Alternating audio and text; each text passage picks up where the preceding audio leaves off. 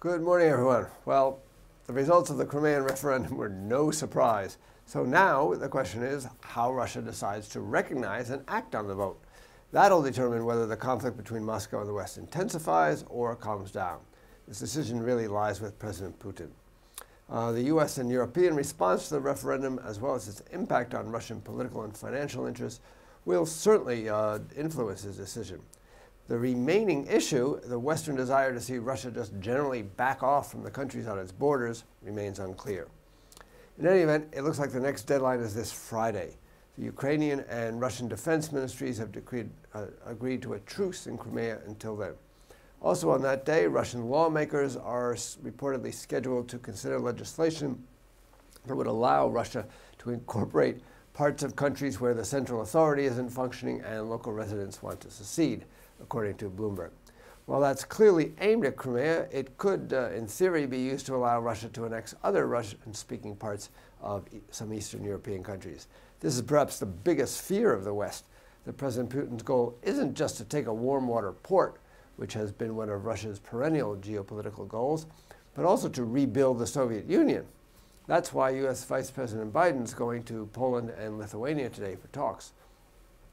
Now, the EU foreign ministers meet today, and they're likely to impose asset freezes and visa bans on those involved from the Russian side. And EU leaders will meet Thursday and Friday in Brussels to discuss further measures.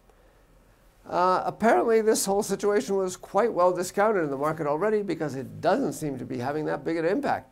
The dollar is unchanged to lower against most currencies, with the Australian dollar showing the biggest gains among the G10 currencies. This is exactly the opposite of what you'd expect in a risk-off environment.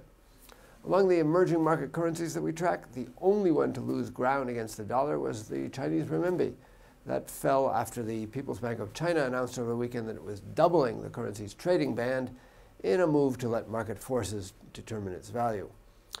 Gold and silver were showing some reaction to the Ukraine situation. However, they seem to be the only asset markets really affected by things.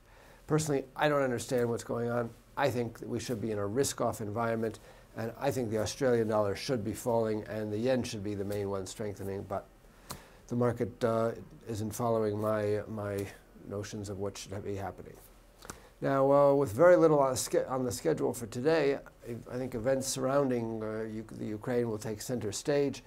As for the indicators, in Europe, we only have the final Eurozone CPI for February coming out. That's not really market affecting. In the US, we've got the Empire State Manufacturing Survey, Industrial Production, and the National Association of Home Builders Housing Market Index. All of them are expected to show a rise, so figures like those that the market expects could confirm that the slowdown in the recent economic data was mainly due to cold weather, and they could encourage some dollar buying. For more information, including technical analysis, please read the full comment on IronFX.com. You can also follow us on Twitter, like us on Facebook, subscribe to our YouTube channel, or circle us on Google+ to get more trading ideas. This is Marshall Gittler, Global Head of FX Strategy at IronFX Global, wishing you solid trading.